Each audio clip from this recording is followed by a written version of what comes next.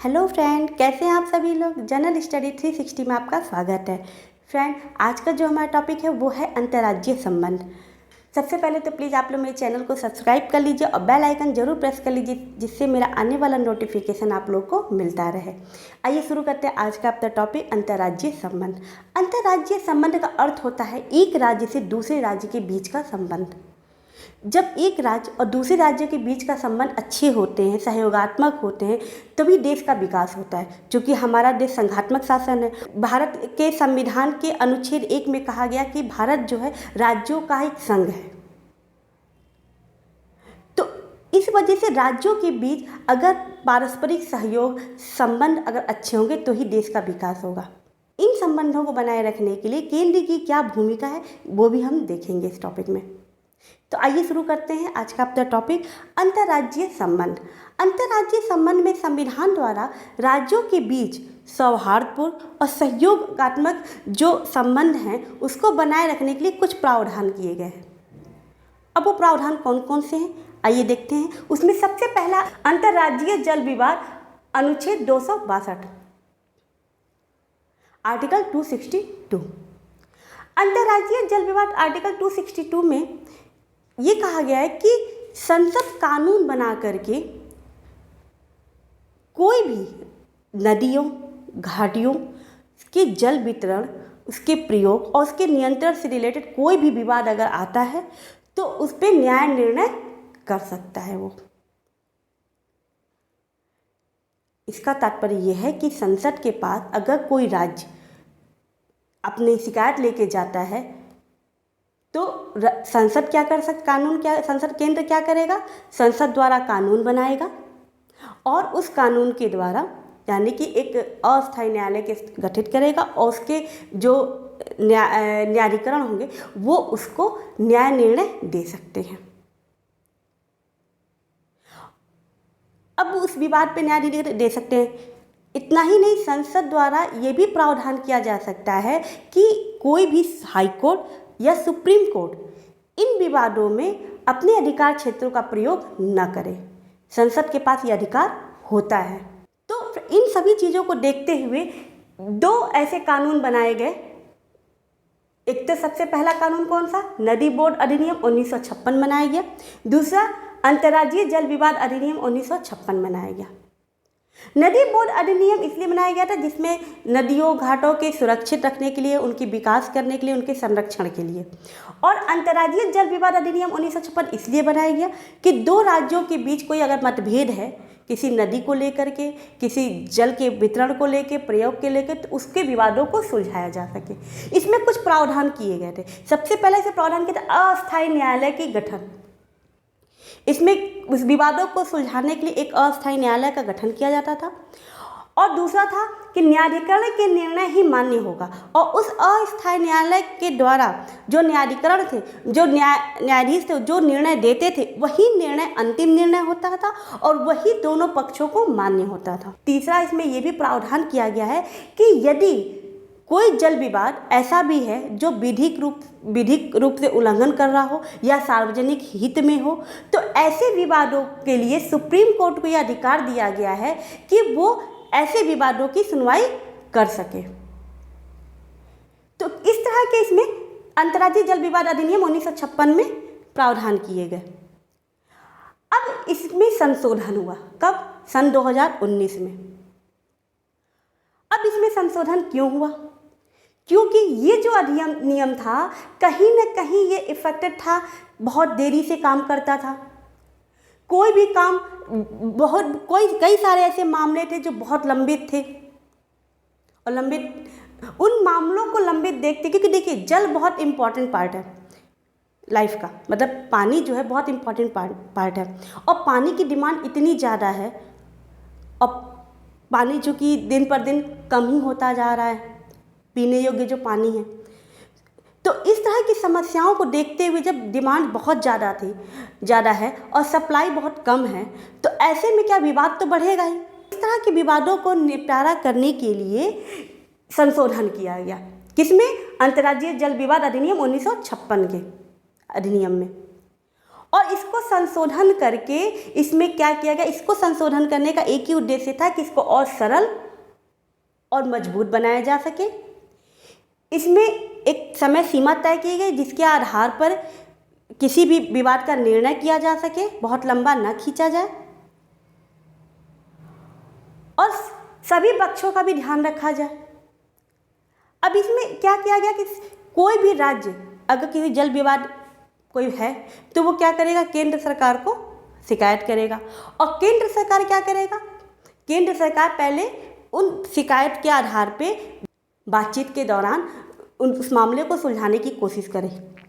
लेकिन अगर बातचीत के दौरान अगर वो नहीं सुलझता है मामला, तो वो फिर क्या करेगा, ये मामला जो है ट्रिब्यूनल को यानी कि उस गठन को सौंप देगा जो इस विवाद को सुलझाएगा। जो समिति बनाई गई है, न्यायाधिकरण समिति, अस्थाई न्यायालय, पहले तो अस्थाई था लेकिन बाद में इसको अस्थाई बनाया गया। कई बेंचों को मिला करके इसको एक अस्थाई न्यायालय बनाया गया और उसमें कई अलग अलग विभाग कर दिए गए संशोधन के बाद। और उसमें ये जो विवाद होगा वो अस्थाई न्यायालय में जाएगा और वो फिर क्या करेगा, वो इस पर निर्णय देगा। कब, एक समय सीमा के अंतर्गत। तो इस तरह के सन 2019 में जो संशोधन किया गया, इसमें कुछ चेंज किए गए प्रावधान, जिससे कि ये थोड़ा और आसान हो सके और प्रभावी हो सके और जल्द से जल्द इसका निर्णय हो सके। क्योंकि देखिए, अंतर्राज्यीय जल विवाद अधिनियम 1956 के तहत 9 ऐसे अस्थायी न्यायालयों का गठन किया गया जिसमें निर्णय दिया जा सके जिसके द्वारा।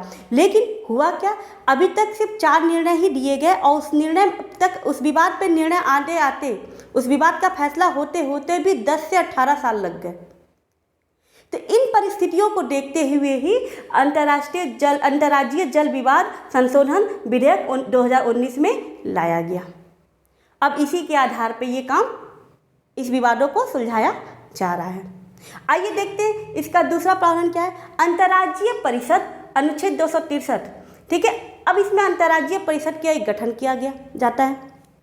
अनुच्छेद 263 के तहत, आर्टिकल 263 के तहत अंतर्राज्यीय परिषद का गठन राष्ट्रपति द्वारा, अगर उसको महसूस होता है कि केंद्र और राज्यों के बीच में या राज्यों से राज्यों के बीच में कोई मतभेद है और उसको सुलझाना है, तो वो अपनी इच्छा अनुसार एक अंतर्राज्यीय परिषद का गठन कर सकता है।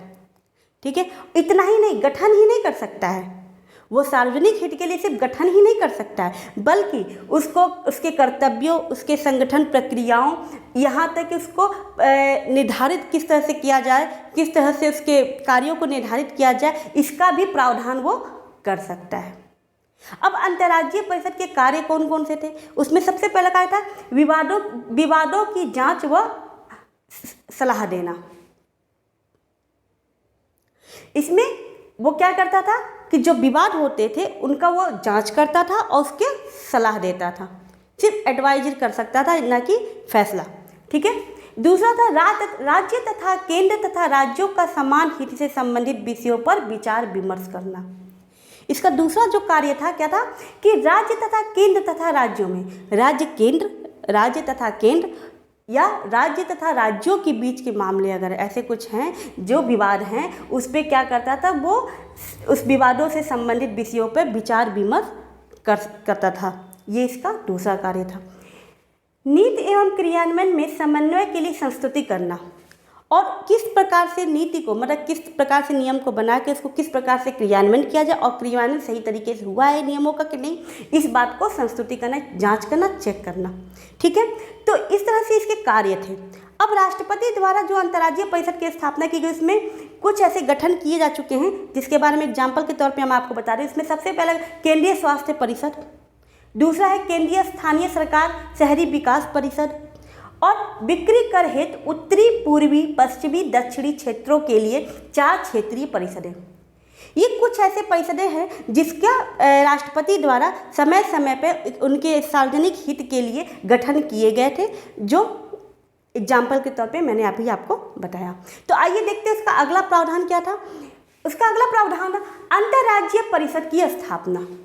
अब तो ये भाई, अंतर्राज्यीय परिषद की स्थापना कैसे की गई? वैसे अंतर्राज्यीय परिषद की स्थापना अनुच्छेद 263 के अंतर्गत सरकारिया आयोग की सिफारिश पे की गई थी। अब सरकारी आयोग ने सिफारिश क्या किया था? सरकारी आयोग जो था उसने सिफारिश किया था अनुच्छेद 263 में आर्टिकल 263 में जो भी संस्थाएं थीं उन संस्थाओं से अंतर्राज्यीय परिषद को अलग किया जाए और उसको अंतर सरकारी परिषद का नाम दिया जाए जिससे कि वो अलग दिखे। दूसरा क्या उसमें सुझाव दिया गया था कि दूसरा सुझाव उन्होंने दिया था कि आर्टिकल 263 की उपधारा ख तथा ग में वर्णित कार्यों की जिम्मेदारी दी जानी चाहिए। तो इस तरह से सरकारी आयोग ने सुझाव दिए थे। उस सुझाव के आधार पे 1990 में अंतर्राज्यीय परिषद की स्थापना की गई। कब किया गया था? अंतर्राज्यीय परिषद की स्थापना 1990 में किया गया था। याद रखिएगा, एग्जाम में ऐसा पूछता है, ठीक है। और इसकी पहली बैठक कब हुई थी? इसकी पहली बैठक हुई थी 10 अक्टूबर 1990 में, यानी कि 10 अक्टूबर 1990 में इसकी पहली बैठक हुई थी, ठीक है। तो इस तरह से सरकारी आयोग द्वारा जब सिफारिश की गई तो अंतर्राज्यीय परिषद की स्थापना हुई। अब स्थापना हुई तो इसके कुछ सदस्य भी चुने गए। अब इसके सदस्य कौन कौन थे? इसके सदस्य में सबसे पहले सदस्य थे अध्यक्ष, जो कि देश का प्रधानमंत्री उसकी अध्यक्षता करते थे। जो अध्यक्ष होते थे उसका जो अध्यक्ष का पद जो दिया जाता है वो देश के प्रधानमंत्री थे, वो उसके अध्यक्ष होते हैं। मुख्यमंत्री यानी कि जो सभी राज्य के मुख्यमंत्री होते हैं वो इसके सदस्य होते हैं। केंद्र शासित प्रदेशों के मुख्यमंत्री, जहाँ पे विधानसभा, जिन केंद्र शासित प्रदेशों में विधानसभा है, विधानमंडल, उन केंद्र शासित प्रदेशों के मुख्यमंत्री भी इसके सदस्य होते हैं। और वो केंद्र शासित प्रदेश जहाँ पे विधानसभा नहीं है तो वहाँ के प्रशासक इसके सदस्य होते हैं। जिस राज्य में राष्ट्रपति शासन लागू होता है उस राज्य के राज्यपाल इसके सदस्य होते हैं। और प्रधानमंत्री द्वारा मनोनीत किए गए 6 केंद्रीय मंत्री भी इसके सदस्य होते हैं, जिसमें गृह मंत्री भी शामिल है। तो इस प्रकार से इसके सदस्य संख्याएं इस प्रकार से इसके सदस्य संख्याओं का गठन किया गया। इस समिति की गठन की गई है। इसकी जो बैठकें होती हैं वो 1 वर्ष में 3 बार होती हैं और ये पारदर्शी होती है, बिल्कुल ट्रांसपेरेंसी के थ्रू होती है। और इसका जो निर्णय होता है वो एक मत से होता है। तो फ्रेंड, ये आपका अंतर्राज्यीय परिषद की स्थापना हो गई, ठीक है। अब अंतर्राज्यीय परिषद की स्थापना में ही आगे चल के इसकी एक अस्थायी समिति बनाई गई जो कि 1996 में बनाया गया था इसको, ठीक है। और इसके जो सदस्य कौन कौन थे? इसके सदस्य जो अध्यक्ष होते थे वो केंद्रीय गृह मंत्री होते थे और उसमें 5 केंद्रीय कैबिनेट मंत्री दिए गए और 9 मुख्यमंत्री इसमें शामिल हुए। जो अस्थायी समिति की स्थापना 1996 में की गई थी उसके जो सदस्य संख्या थे वो अध्यक्ष थे, 5 केंद्रीय मंत्री थे, कैबिनेट मंत्री थे और 9 मुख्यमंत्री को मिलाकर के इसकी समिति बनाई गई। और इसमें जो अध्यक्ष जो होते थे वो केंद्रीय गृह मंत्री यानी कि होम मिनिस्टर इसको अध्यक्षता इसके करते थे, ठीक है। अब सचिवालय की स्थापना की गई। सचिवालय की स्थापना कब की गई? जब इसको महसूस हुआ इसके सहायक के रूप में कार्य करने के लिए एक सचिवालय की स्थापना की गई। अब सचिवालय की जो स्थापना की वो 1991 में की गई थी, ठीक है। 1991 में एक सचिवालय की स्थापना की गई थी जो इसकी सहायता के लिए बनाया गया था, ठीक है। तो इस तरह से अंतर्राज्यीय परिषद की स्थापना की गई थी। अब आइए देखते हैं इसमें अगला प्रावधान क्या? लोक अधिनियम, दस्तावेज तथा न्यायिक निर्णय। लोक अधिनियम का अर्थ यह है कि कोई भी राज्य के विधानमंडल जब कोई कानून बनाता है तो उस कानून को एक राज्य से दूसरे राज्य, एक राज्य के भीतर ही उसका पालन होता है, वो दूसरे राज्यों में तो लागू होता नहीं है। लेकिन कुछ ऐसे कानून अगर हैं जो बहुत अच्छे हैं, जिसका प्रभाव दूसरे राज्यों के ऊपर भी पड़ सकता है, तो वो कानून दूसरे राज्य में लागू किया नहीं जा सकता है, तो उसके लिए भी प्रावधान किया गया। तो लोक अधिनियम जो है और दस्तावेज का मतलब है कि कुछ ऐसे रिकॉर्ड जो उस राज्य के हैं जो बहुत ही महत्वपूर्ण हैं, वो रिकॉर्ड, और वो उस रिकॉर्ड में बहुत सारी चीज़ें हैं जो दूसरे के लिए भी हेल्पफुल हो सकता है। तो इस तरह के लोक अधिनियम और दस्तावेज को अगर दूसरे किसी राज्य के सहायता के लिए या दूसरे किसी राज्य में अगर लागू करना है या दूसरे किसी राज्य को देना है तो उसके लिए एक साख और विश्वास की संज्ञा दी गई है। इसको पूर्ण विश्वास और साख की संज्ञा दी गई है। ये एक तरह से इसको किसी राज्य को किसी को देना भी होगा तो संसद द्वारा कानून बनाया जाए, उसके संसद द्वारा बनाए गए कानून के आधार पे ही इसको दूसरे राज्य को दिया जा सकता है। ठीक है, अब आता है न्यायिक प्रक्रिया। न्यायिक प्रक्रिया का अर्थ ये है कि कोई भी ऐसा, जैसे कि कोई भी व्यक्ति है, ठीक है, दूसरे राज्य में रह रहा है और कहीं वहाँ क्राइम किया है, या दूसरे राज्य में जाके रहता है, वहाँ का कोई क्राइम करता है, उस पर कोई केस चलता है, तो उसके रेफरेंस के लिए वो दूसरे राज्य से एडवाइज कर सकता है, जिसके आधार पे उस व्यक्ति को सज़ा दी जा सके या उसकी सज़ा देने में हेल्पफुल हो सके। तो इस तरह से न्यायिक प्रक्रिया भी काम करता है। ठीक है, तो लोक अधिनियम दस्तावेज तथा न्यायिक प्रक्रिया के मामले में क्या है कि संसद द्वारा जो बनाए गए जो कानून है, जो प्रावधान इसके लिए बनाए गए, उसके आधार पर दूसरे राज्यों को ये सौंपा जा सकता है। और चूंकि लोक अधिनियम और दस्तावेज को पूर्ण विश्वास और साख की संज्ञा दी गई है। ठीक है, आइए देखते हैं अगला प्रावधान, अंतर्राज्यीय व्यापार तथा वाणिज्य। अंतर्राज्यीय व्यापार तथा वाणिज्य में क्या था कि संविधान के भाग 13, भारतीय संविधान के भाग 13 में अनुच्छेद 301 से 307 तक अंतर्राज्यीय व्यापार तथा वाणिज्य के समागम की स्वतंत्रता दी गई है, समागम की बात की गई है। ठीक है, अब अनुच्छेद 301 क्या कहता है? अनुच्छेद 301 आर्टिकल 301 कहता है कि संपूर्ण भारतीय क्षेत्र में व्यापार, वाणिज्य तथा समागम स्वतंत्र होगा।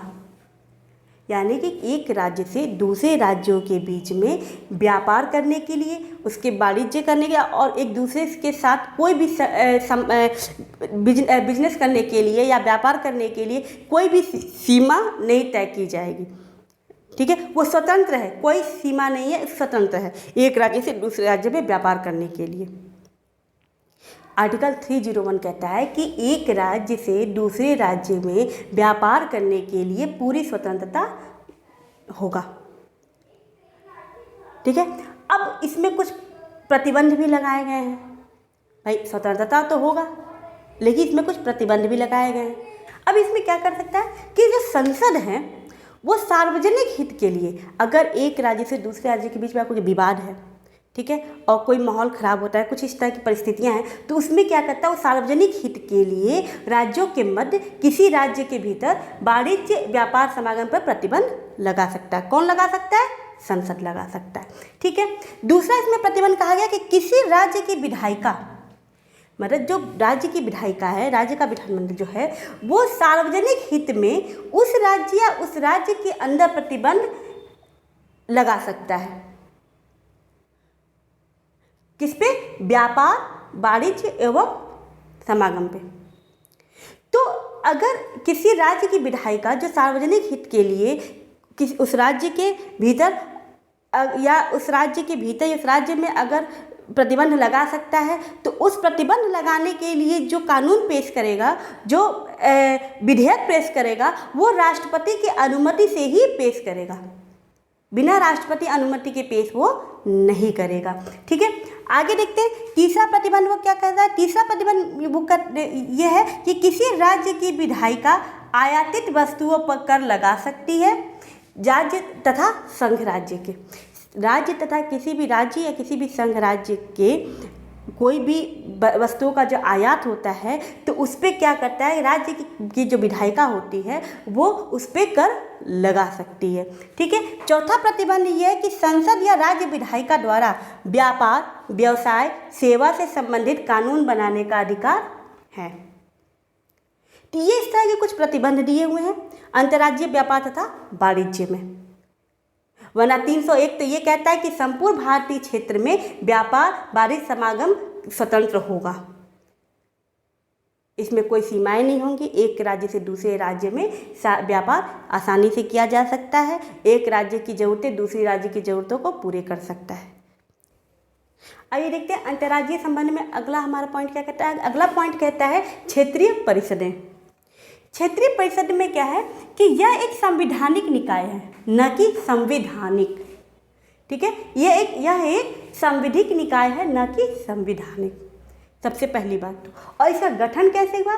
इसका गठन है राज्य पुनर्गठन अधिनियम 1956 के तहत संसद द्वारा किया गया है। ठीक है, किसका? अंतर क्षेत्रीय जो परिषदें हैं। अब इसमें 5 ऐसे क्षेत्र में इसको विभाजित किया गया है। सबसे पहला है उत्तरी क्षेत्रीय परिषद, जिसका मुख्यालय दिल्ली में है। और इसमें कौन कौन से राज्य शामिल है, ध्यान से देख लीजिएगा, अक्सर एग्जाम में अगर पूछता है तो ध्यान में रहेगा, इसलिए मैंने नोट कर दिया है कि आप लोग इसको नोट्स अगर बनाना चाहें तो आसानी से बना सकते हैं। ठीक है, उत्तरी क्षेत्रीय परिषद जो है, ठीक है, जिसका मुख्यालय दिल्ली में है। और इसमें कौन कौन से राज्य शामिल हैं, इसमें है पंजाब, हरियाणा, हिमाचल प्रदेश, राजस्थान, दिल्ली, चंडीगढ़, जम्मू कश्मीर। ये जो राज्य हैं वो उत्तरी क्षेत्रीय परिषद के तहत आते हैं। ठीक है, दूसरा जो है मध्य क्षेत्रीय परिषद। मध्य क्षेत्रीय परिषद का मुख्यालय कहाँ है, प्रयागराज, जो कि पहले तो इलाहाबाद ही था, अब प्रयागराज हो गया है। तो उसका मुख्यालय कहाँ है, प्रयागराज। ठीक है, तो इसमें कौन कौन से राज्य शामिल हैं, इसमें है मध्य प्रदेश, उत्तर प्रदेश, उत्तराखंड और छत्तीसगढ़। इसमें ये राज्य शामिल हैं, किसमें, मध्य क्षेत्रीय परिषद में। पूर्वी क्षेत्रीय परिषद का मुख्यालय कहाँ है, पूर्वी क्षेत्रीय परिषद का मुख्यालय कोलकाता में है। और इसमें कौन कौन से राज्य शामिल हैं, इसमें है बिहार, पश्चिम बंगाल, उड़ीसा। ठीक है, इसमें ये राज्य शामिल हैं। पश्चिमी क्षेत्रीय परिषद, इसका मुख्यालय बॉम्बे में है, मुंबई। और इसमें कौन कौन से राज्य शामिल हैं, महाराष्ट्र, गोवा, गुजरात, दमन दीव, दादरा एवं नागर हवेली। ये जो राज्य हैं वो पश्चिम क्षेत्रीय परिषद में शामिल है। अब दक्षिणी परिषद क्षेत्रीय परिषद में कौन कौन से राज्य शामिल हैं, दक्षिणी क्षेत्रीय परिषद का जो मुख्यालय है वो है चेन्नई में। और इसमें जो दक्षिणी क्षेत्रीय परिषद का जो मुख्यालय है वो है चेन्नई में। और इसमें कर्नाटक, तमिलनाडु, आंध्र प्रदेश, तेलंगाना, केरल, पुडुचेरी, ये राज्य जो हैं वो दक्षिणी क्षेत्रीय परिषद में शामिल हैं। तो इन 5 क्षेत्रों में इसको विभाजित किया गया, जिसमें ये राज्य जो हैं इन मुख्यालयों में शामिल होते हैं।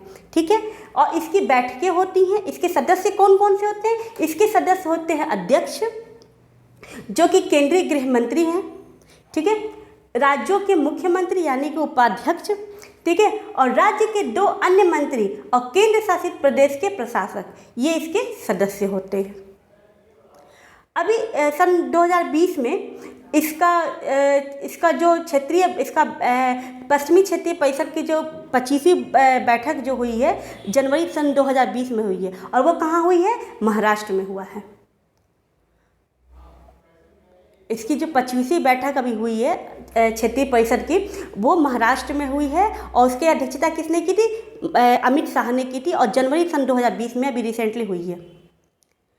ठीक है, तो इसके उद्देश्य क्या है, आखिर ये परिषद की गठन क्यों किया गया, इसके पीछे क्या उद्देश्य है, इसके पीछे उद्देश्य देश का एकीकरण, सभी राज्यों के साथ जो उनके समस्याएं हैं, जो आवश्यकताएं हैं, उन सब को ध्यान में रखते हुए एक दूसरे को साथ सुलझाने की कोशिश, इसीलिए देश का एकीकरण। ठीक है, तीक्ष्ण राज्य भावना, क्षेत्रवाद, भाषाई विवादों को रोकना। जैसे बहुत से हमारा देश, बहुत सारे भाषा बोले जाते हैं हमारे देश के अंदर, बहुत सारी जनजातियां हैं, बहुत सारे धर्म के लोग रहते हैं। तो अलग अलग राज्यों में अलग अलग, जैसे कि अभी देखा जाए तो जो असम है वो मतलब जनजातियों की संख्या वहाँ ज़्यादा है। ठीक है, इसी तरह मिजोरम है। तो इस तरह के ऐसे बहुत से राज्य भी हैं। ठीक है, अगर देखा जाए तो इन सभी लोगों को भाषाई स्तर पे, इनके क्षेत्रवाद के स्तर पे, जो इनके अंदर जो तीक्ष्ण भावना होती है उसको दूर करने के लिए ये बैठकें की जाती है। इसकी स्थापना की गई, जिसमें बैठकें की जाएंगी और इनको दूर करने की कोशिश किया जाएगा। ठीक है, आगे है आर्थिक विकास को बढ़ावा देना। जैसे कोई राज्य अगर पीछे है और कोई राज्य बहुत डेवलप कर रहा है तो उसका क्या मॉडल है, क्या ऐसी वो राज्य कौन सा ऐसा काम कर रहा है जिससे वो डेवलप हो रहा है, हम पीछे हैं।